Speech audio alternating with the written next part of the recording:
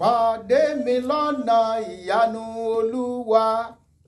Pàdé mi lọ́nà ìyanu Olúwa.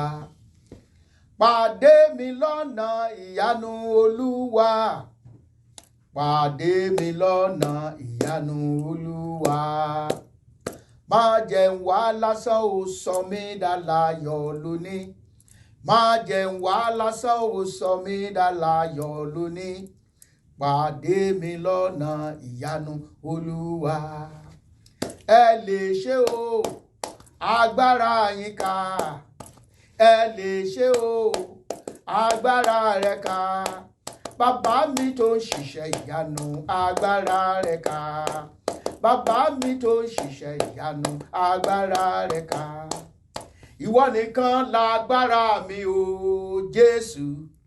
Mi ò léèyàn fagbára rẹ̀ hàn. Ìwọ nìkan lágbára mi o, Jésù. Mi ò léèyàn fagbára rẹ̀ hàn. Agbára rẹ̀ wá síbẹ̀ o, àánú rẹ̀ pọ̀ síbẹ̀. Mi ò léèyàn fagbára rẹ̀ hàn. Ògo ni fún Ọlọ́run wa ní òkè ọ̀run. Mo tún kí gbogbo ẹ̀yin ọmọ Ọlọ́run káàbọ̀ sórí ètò wákàtí kókó àdúrà mi ní wákàtí ọ̀wọ̀ yìí. Níbi gbogbo tí ọwọ́jà afẹ́fẹ́ yìí ń dé, mo ní kí àlàáfíà Ọlọ́run kan máa bá gbogbo wa gbé. Orúkọ mi ni Pásítọ̀ Adékúnlé Stephen Adédèjì tí gbogbo èèyàn mọ̀ sí Kúnlé ọmọ Aláàfin ọ̀run.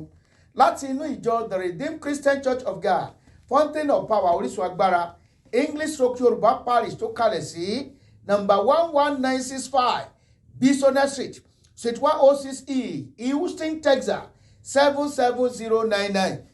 Bẹ́tà kalẹ̀ sí nìyẹn. Ní gbogbo ọjọ́ ìsinmi, ìsìn wa máa ń bẹ̀rẹ̀ pẹ̀lú Sunday school láago 9:30 òwúrọ̀. Wọ́n náà darapọ̀ mọ́ wa ní ọ̀sẹ̀ yìí, Sunday ọ̀sẹ̀ yìí, wàá sì rí wípé rere ni Olúwa. Ní gbogbo Friday kẹta lóṣooṣù, òun la máa ń ṣe ìpàdé wákàtí kókó àdúrà mi níbi tí Olúwa ti ń fi agbára rẹ̀ hàn nínú ìjọ wa ní aago 7 ìrọ̀lẹ́ sí aago 9. Orí òkè ni àdúrà orí òkè la máa ń gbà. Olúwa bùkún fún wa bó ṣe ń darapọ̀ mọ́ wa, wàá sì rí àánú gbà, wàá rí tiẹ̀ ṣe. Kí ni tí a fẹ́ gbàdúrà lé lórí lónìí? A fẹ́ gbàdúrà lórí kéèyàn wà ní ìkóríta Kadesi Banea. Ní ìgbà tí èèyàn bá gúnlẹ̀ sí ìkóríta Kadesi Banea, ọ̀pọ̀lọpọ̀ ó mọ̀ wò pé kí la tún pè ní Kadesi Banea. Ẹ jẹ́ ká lọ sínú Bíbélì.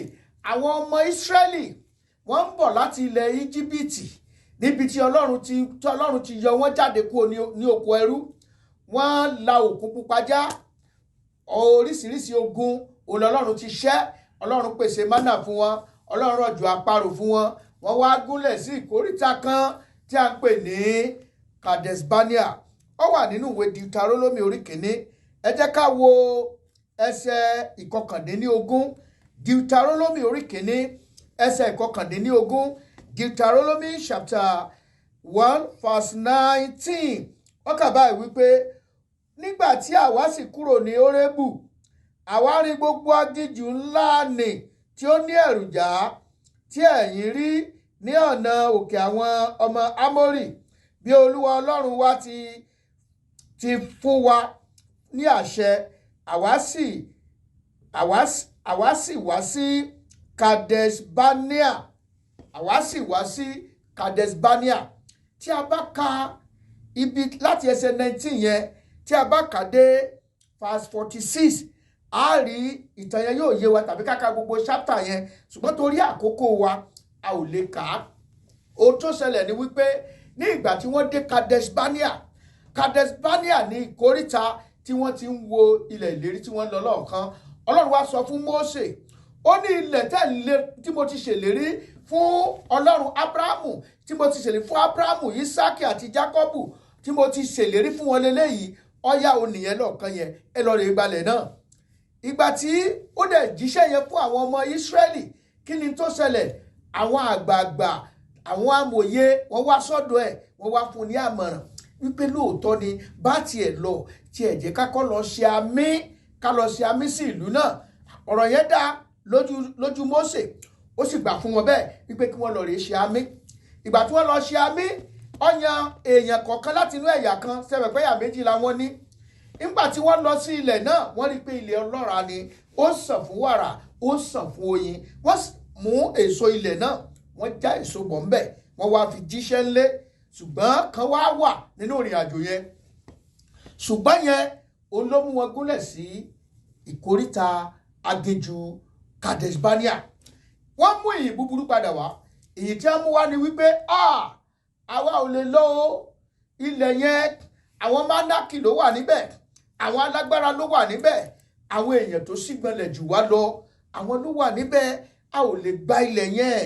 Ó dàbí ẹni wípé Ọlọ́run mú ọdọ́gbọ́n tàn wá pé ká lè pa wá run síbí ni o. Wọ́n ro òye tí ènìyàn. Èyí kó ìrẹ̀wẹ̀sì bá àwọn ènìyàn lọ́pọ̀lọpọ̀, wọn ò sì lè lọ mọ́. Ìgbà tí Mósè wá sọ fún wọn wípé ohun tí Ọlọ́run sọ lélẹ́yìí, tí Ọlọ́run sọ lélẹ́yìí, Ọlọ́run sì ti bínú sí wọn. Ọlọ́run wá change ìrìn àjò wọn wípé aginjù yẹn náà ni wọ́n sì wà. Aginjù Kadesi Banea yẹn ó jẹ́ ìkóríta èyí tó jẹ́ wípé wọ́n ti ń pòòyì ní ojú kan ṣoṣo. Tí wọ́n bá lọ ojú kan ṣoṣo náà wọ́n dùn bára wọn. Ojú kan ṣoṣo ẹni wọ́n máa bára wọn. Ibẹ̀ ni wọ́n ti fi ìrìn tó yẹ kí wọ́n fi 40 ọjọ́ rìn, wọ́n fi 40 ọdún ní wọ́n fi rìn ìrìn àjò yẹn. Ní wọ́n fi ọ̀pọ̀lọpọ̀ wọn ṣègbé. Ọ̀rọ̀ yẹn dùn Ọlọ́run débi wípé Ọlọ́run sọ fún wọn wípé wọn ò ní lè dé ilẹ̀ yẹn. Ṣùgbọ́n àwọn méjì kan tí wọ́n ní ìgboyà, tí wọ́n sọ̀rọ̀ akin, tí wọ́n ní a máa gbalẹ̀ yẹn. Àwọn méjì yẹn l'Ọlọ́run dá ẹ̀mí wọn sí, àti àwọn ọmọ kéékèèké tí àlẹ́sẹ̀ ń gbà yẹn. Ṣùgbọ́n àwọn yòókù wọ́n ṣègbé sínú aginjù. Ẹ jẹ́ wo verse 28 ibẹ̀ yẹn. Ẹ jẹ́ wo ńgbà tí Mósè sọ fún wọn pé ẹ jẹ́ gòkè lọ. Wọ́n wá sọ pé níbo ni àwa ó, verse 28 of Deuteronomy chapter 1. Níbo ni àwa ó gbé gòkè lọ? Àwọn arákùnrin wa ti dáyàfò wá wípé àwọn ènìyàn náà ṣígbọnlẹ̀ jù wá lọ. Ìlú wọn tóbi, a sì mọ̀dí wọn kan ọ̀run. Pẹ̀lúpẹ̀lú àwárí àwọn ọmọ Ánákì níbẹ̀. Àwárí àwọn ọmọ Ánákì níbẹ̀. Ṣé ẹ sì mọ̀ wípé ohun tó ṣẹlẹ̀ yìí wọ́n fi kó bá Mósè gan. Ọlọ́run bínú sí Mósè wípé mo ní kí ẹ lọ gba ilẹ̀, ó ṣẹ̀ṣẹ̀ wá ń gba àmọ̀ràn ènìyàn. Ní verse 37 ẹ jẹ́ wo nǹkan tó Ọlọ́run sọ fún Mósè. Mósè ló sọ̀rọ̀ bí Olúwa sì bínú sí mi pẹ̀lú nítorí yín wípé ìwọ pẹ̀lú kì yóò dé ibẹ̀. Ibẹ̀ ni Mósè gan ti sọ ìrìn àjò yẹn nù pátápátá. Ibẹ̀ ló ti sọ ìrìn àjò yẹn nù. Ẹ jẹ́ ká wá wò ó torí a fẹ́ gbàdúrà. Kí ló fà á? Kí ni àwọn nǹkan ẹ̀kọ́ tí a rí kọ́ níbí? Ẹ̀kọ́ àkọ́kọ́ tí mo rí ni wípé kéèyàn má gba àmọ̀ràn tó lòdì sí ìtọ́ni Ọlọ́run. Bí Ọlọ́run á tọ́ ẹlòmíì nígbà míì pé nǹkan báyìí ni kò ṣe. A wá lọ mọ wá àmọ̀ràn káàkiri, a mọ wá àmọ̀ràn káàkiri, a fẹ́ wá ọgbọ́n ènìyàn, a fẹ́ fi ràn tọ́lọ́run lọ́wọ́. Ìdí tí mo fi láìkí Dáfídì nìyẹn o. Ọlọ́run gbọ́wọ́ lé pé kó lọ dojú ìjà kọ Gòláyátì. Sọ́ọ̀lù kó irinṣẹ́, ó kó ìhámọ́ra tiẹ̀ wọ̀. Mi ò ní lè gbé kinní ó wúwo jù mí lọ. Ẹ sáfi mí lẹ̀, èmi àtọlọ́run. Ó dẹ̀ ra mú kànnàkànnà rẹ̀, ó dẹ̀ dé etí odò, ó sọ òkúta 5 tó jọ̀lọ̀ pẹ̀lú ìgbàgbọ́ rẹ̀ lórí òkúta ẹyọ kan ṣoṣo pé lórònú márààrún yẹn. Nítorí ìdí èyí, kí ni ìrántí Ọlọ́run fún ẹ tó ń wá àmọ̀ràn káàkiri? Kí ni ìlérí Ọlọ́run fún ayé rẹ tó ń wá yẹ̀míwò káàkiri? Tó tún ń wá nǹkan míì, ò ń wá ọ̀nà ìgbàlà míì tó ju ti Kristi Jésù lọ. Ibi tí wọ́n ti kó bára wọn nìyẹn. Number 2, wíwo òkè ìṣòro tó ga láìwo títóbi Ọlọ́run. Wọ́n rí òkè ìṣòro yẹn pé àwọn Ánákì ló wà níbẹ̀ o, àwọn òmìrán, àwọn tó ga, àwọn onílé. Wọ́n rí òkè ìṣòro yẹn gẹ́gẹ́ bí n tó tóbi. Bí ìwọ náà ṣe ń rí òkè ìṣòro gẹ́gẹ́ bí n tó tóbi, o ṣe ń rí ogun yẹn gẹ́gẹ́ bí n tó tóbi, má rí ogun yẹn. Ọlọ́run ló láti máa wò. Títóbi Ọlọ́run ni kó máa wò. Bíbélì sọ fún wa nínú ìwé orin Dáfídì orí 145 ẹsẹ̀ 3, ó ní títóbi ni Olúwa, ó sì ní ìyìn púpọ̀ púpọ̀. Àwa má rí di ní títóbi rẹ̀. Tí kò sí nǹkan, kò sí ìṣòro tó le láyé yìí tó tún tóbi ju agbára Ọlọ́run lọ. Kò sí agbára kan tó tún lè kojú agbára rẹ̀. Ogun tí Ọlọ́run ò bá lè ṣẹ́, kò sí tó lè ṣẹ́ ogun yẹn mọ́. Ọlọ́run nìkan ló ní gbogbo agbára, òun ló ní gbogbo ipá, ló sì sọnú ọ̀rọ̀ rẹ̀. Ó ní ẹ ké pè mí, èmi ò dá yín lóhùn, èmi ò sì fi àwọn ohun ńlá alágbára hàn yín. Gbólóhùn kẹta, ẹ̀kọ́ kẹta leléyìí. Gbígbàgbé àwọn ohun tí wọ́n ti là kọjá sẹ́yìn tí Ọlọ́run sì kó wọn yọ.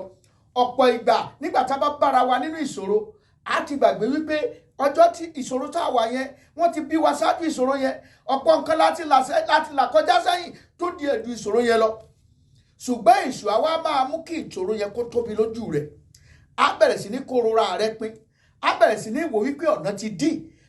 Ẹlòmíì ká tiẹ̀ sọ, á suggest fún ẹlòmíì, á ní kí ló ń dúró fún, ire rẹ̀ dẹ̀ ti wà lẹ́nu ọ̀nà báyìí, á ní kó lọ para ẹ̀, á ní kó lọ pokùnso. Kí ni tí òun là kọjá lọ́wọ́lọ́wọ́ báyìí tí àmọ̀ràn oríṣiríṣi ń wá lọ ṣe báyìí? Ṣùgbọ́n mo fẹ́ sọ fún ọ wípé àṣeyọrí ti ń kanlẹ̀kùn fún ọ. Iṣẹ́ ìyanu rẹ ti ń kanlẹ̀kùn. Wọ́n ń wo ilẹ̀ ìlérí lọ́ọ̀kan báyìí, ṣùgbọ́n wọ́n ń wo ìṣòro. Wọn ò rí ilẹ̀ ìlérí tí Ọlọ́run ní ká lọ yẹn mọ́. Wọn ò rí ogun tí Ọlọ́run ti ṣẹ́ yẹn mọ́. Ogun tí ò tiẹ̀ exist tọ́lọ́run ti ṣẹ́, òní wọ́n wá fi ń dẹ́rù bara wọn. Wọ́n sì ṣègbé sínú aginjù ní ìkóríta Kadesi Banea. Ẹ rí ọ̀pọ̀lọpọ̀ ẹlòmíì lónìí, á wò wípé ọ̀pọ̀lọpọ̀ ọdún ó wà lójú kan ṣoṣo. Ó wà lójú kan ṣoṣo. Ẹ ṣáà ń pòyì náà ni.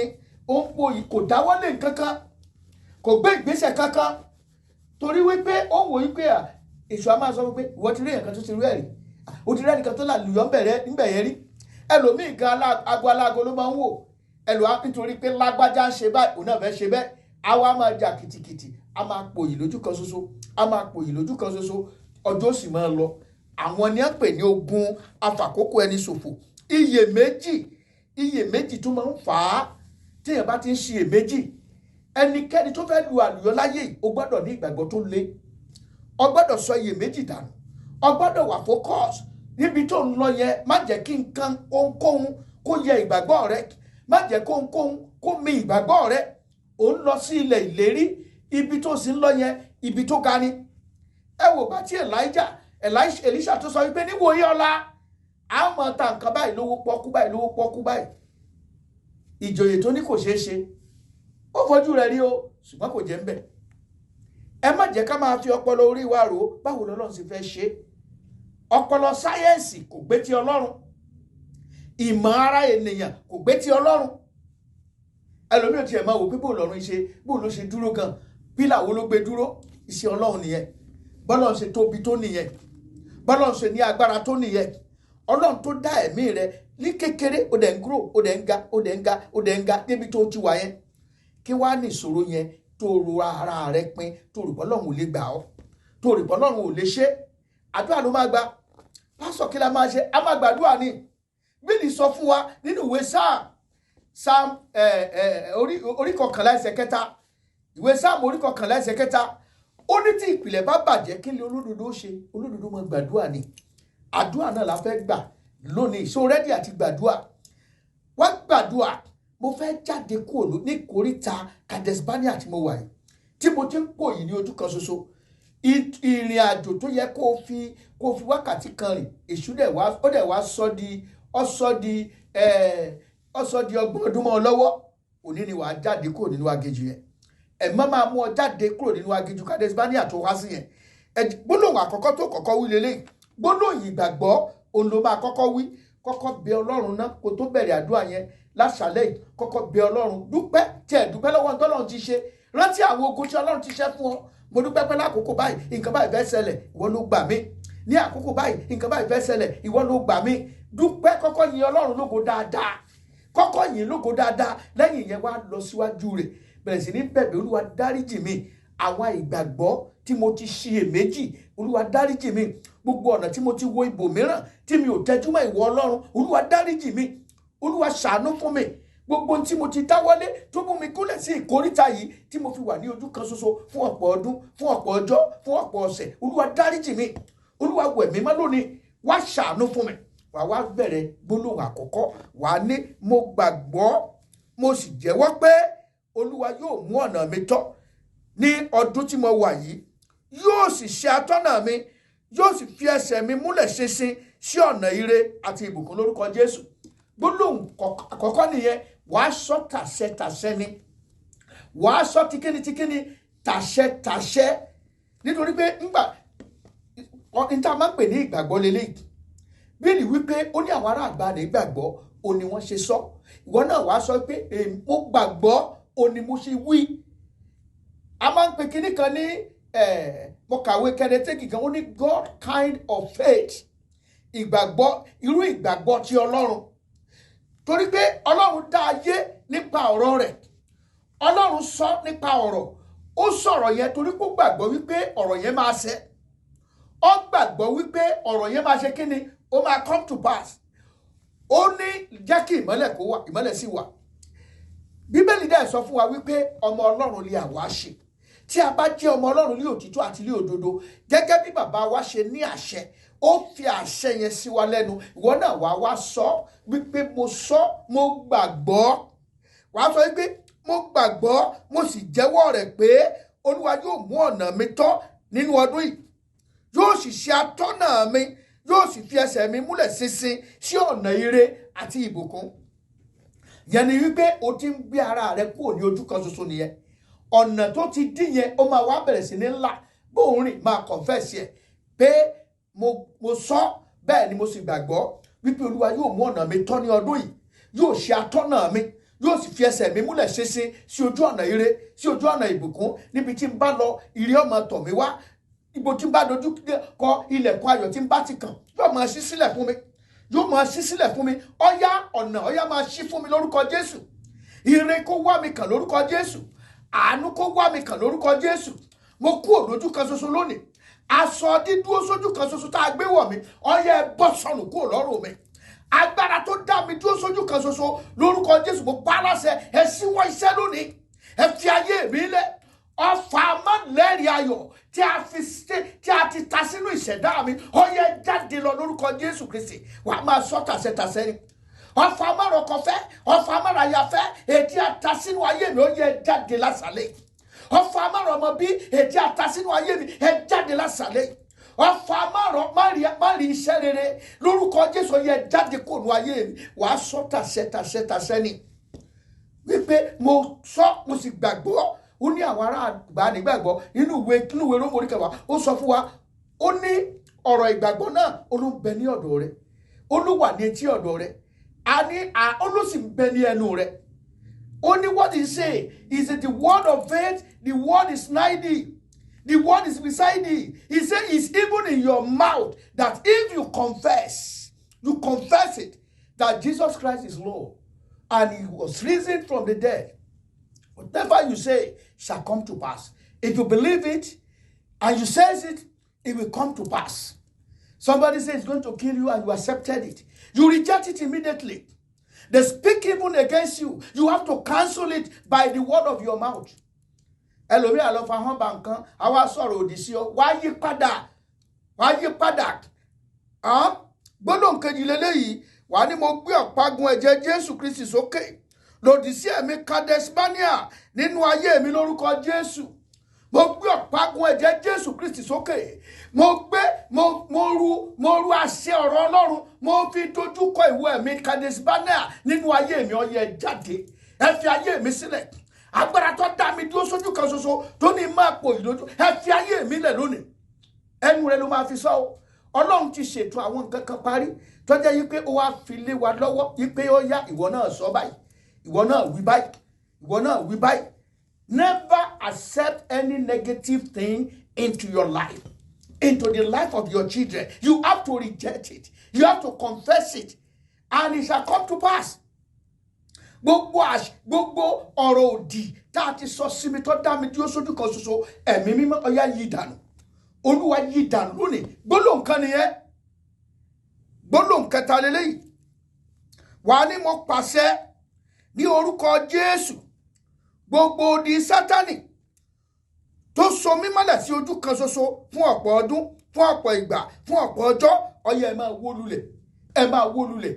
Ẹlòmíì wà tó jẹ́ wípé ire rẹ̀ nílọ̀kan yìí, ṣùgbọ́n ìṣúmọ́ odi kan ó fi dá láàrin, ó dá ibẹ̀ yẹn sí méjì, ó wo ire yẹn, ó nàgà, ó lépa. Ẹ̀pọ̀lọpọ̀ ẹlòmíì struggle pọ̀, ẹlòmíì wà oríṣiríṣi iṣẹ́ ló ṣe, oríṣiríṣi business ló mọ̀, oríṣiríṣi exam ló ń ṣe síbẹ̀síbẹ̀ kò lu àlùyọ wà wá gbàdúrà ó díwo ló dúró sáàrin èmi àti àṣeyọrí mi ó díwo ní ọ̀tá gbé kalẹ̀ sáàrin èmi àti ire mi lórúkọ Jésù ọyẹ ẹ máa wó lulẹ̀ ẹ máa wó lulẹ̀ ẹ máa wó lulẹ̀ máa pa láṣẹ ní máa sọ tàṣẹtàṣẹ lórúkọ Jésù lónìí mo bọ́ kúrò nínú aginjù Kadesi Banea mo bọ́ kúrò nínú aginjù Kadesi Banea agbára tó sọ ayé mi mọ́lẹ̀ sí ojú kan ṣoṣo ẹ ṣíwọ́ iṣẹ́ lónìí ta la lágbára tó ní mi ò ní rí ògo tèmi lò ta la lágbára tó ní máa pòyì lójú kan ṣoṣo ẹ̀mí mímọ́ ṣalọ́gbẹ́ ikú lónìí lórúkọ Jésù àtúmílẹ̀ sọ̀rántí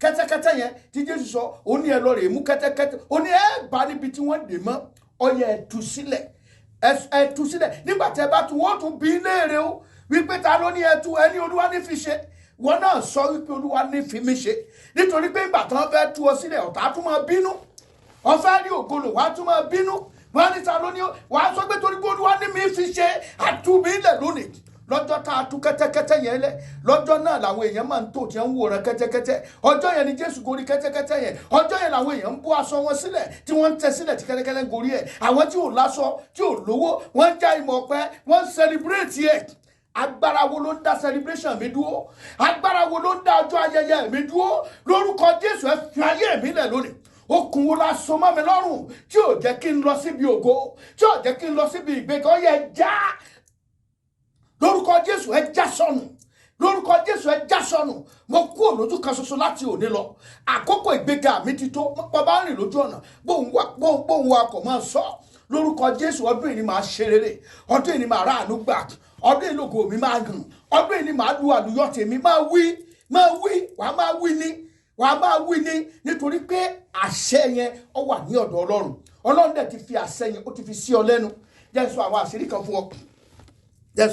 kan fún ọ nígbà tá a wà níléèwé mo jẹ́ ọmọ akẹ́kọ̀ọ́ Yorùbá wọ́n á ń kọ́ wa ṣé mo pé máa ń kéwì dáadáa wọ́n á kọ́ wa oríṣiríṣi ewì tó wà ewì alóhùn wà ewì àpilẹ̀kọ wà àwọn ewì alóhùn tá à ń wí yìí ibẹ̀ láti rí odù Ifá ibẹ̀ láti rí ẹkún ìyàwó ibẹ̀ láti rí ìjálá ọdẹ ibẹ̀ náà láti rí ọ̀fọ̀ orí ọ̀fọ̀ yẹn ni mo wá ń lọ torí ewì ni àbùdá ewì ló wà nú ẹ̀ wọ́n wá pín ọ̀fọ̀ yẹn wọ́n pín àbùdá ẹ̀ sí mẹ́ta àbùdá àkọ́kọ́ òní wọ́n ń pè ní àpè èkejì òní wọ́n ń pè ní gbólóhùn mọ́yẹ̀ ẹ̀kẹta iṣẹ́ tá a fẹ́ kó ṣe kí ni àpè yẹn ó ní ẹ̀mí tó fẹ́ pè rán níṣẹ́ yẹn ó ṣe pàtàkì olùkọ́ wa sọ fún wa ó ní a lè rí àpẹẹrẹ èyí lára àwọn ọmọlẹ́yìn Kristi nígbà tí wọ́n bá pè orúkọ Jésù lẹ́ẹ̀méje tó yẹn ni pé wọ́n fẹ́ pè ẹ̀mí Kristi rán níṣẹ́ kí ló ṣe tí wọn náà lo orúkọ Jésù kó rán níṣẹ́ kó bá ẹṣẹ́ ogun ayé ẹ ó nígbà tí wọ́n bá pè ó ní àwọn míín bàbá pé afúyẹ́ gẹ́gẹ́ wọ́n fẹ́ lu ẹ̀mí inú afẹ́fẹ́ ni wọ́n fẹ́ ránṣẹ́ lákòókò yẹn ó ní wọ́n wà wí gbólóhùn mọ́yẹ̀ tí a rí pé kò sí nǹkan tẹ́ lè sọ bí àpẹẹrẹ ìjọ tí oòrùn ti ń ràn ta lórí ìràwọ̀ kan yọrí wọ́n wà wípé bí oòrùn bá yọ bí ọjọ́ bá yọ gbogbo ìràwọ̀ gbọ́dọ̀ wọlé lọ ni ṣé mọ̀ pé gbólóhùn mọ́yẹ̀ nìyẹn á ní èmi lágbájá ọmọ lágbájá ògo mi jáde lónìí kò gbọ́dọ̀ sí tí ó di lọ́wọ́ kí gbogbo ìràwọ̀ yòókù kan máa tẹríba fún mi ṣùgbọ́n gbólóhùn mọ́yẹ̀ tó ga jù ó ní ọ̀rọ̀ Ọlọ́run àti kọ́ pé yẹn ó ní èṣù gbé wá láti fi bá Jésù jagun nínú aginjù Jésù náà wá dá lóhùn àti kọ́ pé ìwọ kò gbọdọ̀ dá Olúwa Ọlọ́run rẹ wò ṣé èṣù sọ pé ó fẹ́ kú ni ìwọ náà sọ wípé àti kọ́ pé èmi kì yóò kú bí kò ṣe yíyè Bíbélì wípé ẹ wí fún olódodo wípé yóò dára fún ìwọ náà sọ wípé yóò dára fún mi lórúkọ Jésù Bíbélì sọ fún mi nínú ìwé Aísáyà chapter 54 bọ́ bá bẹ̀ láti ẹsẹ̀ 15 ó ní tí kíkójọ wọn kó ara wọn jọ ṣùgbọ́n kì í ṣe nípa àṣẹ mi ó ní kò sóhun ìjà kan tí a rán sí mi tí yóò lè ṣe nǹkan nítorí ìdí èyí gbogbo àṣàsí ni gbogbo àbìlú ni tí ẹnikẹ́ni lè ṣe mo sọ wọ́n di òtún bá ń tẹ́ lórúkọ Jésù kì yóò ní ipa lórí ayé mi mọ́ láti òní lọ mo di aṣẹ́gun èmi ju aṣẹ́gun lọ àwájú aṣẹ́gun lọ àwájú aṣẹ́gun lọ nípa ìgbàgbọ́ nínú Jésù àwájú aṣẹ́gun lọ ọmọ ọlọ́run ojú aṣẹ́gun lọ. Bíbélì wípé ẹni tí ń gbé inú mi ó jẹ́ tí ń gbé inú ayé lọ, ẹni tí ń gbé inú rẹ̀ ó ju ogun tí ń jà ẹ lọ. Ṣùgbọ́n ò rí, ó fura pé alágbára tó ní gbogbo agbára láyé àti lọ́run ó ń gbé inú rẹ̀. Bíbélì wípé Jésù sì wá, ó sì wí fún wọn wípé gbogbo agbára ní ọ̀run àti ilé ayé ó ní a fi fún mi. Ó torí díẹ̀ yẹn lọ sí gbogbo ayé, ẹ máa wàásù ìrere, ẹ máa wàásù rere fún gbogbo ènìyàn. Ó ní ẹ gbọ́wọ́lé àwọn aláìsàn ara wọn ó dá, ẹ lé ẹ̀mí èṣù jáde. Ó ní ẹ fi èdè tuntun tọ̀rọ̀, ẹ fi èdè tuntun sọ̀rọ̀. Àwọn tọ́lọ́run fi fún wa lélẹ́yìí. Ìwọ náà múra rẹ jáde kúrò nínú aginjù Kadesi Banea lónìí, yóò sì dára fún ọ.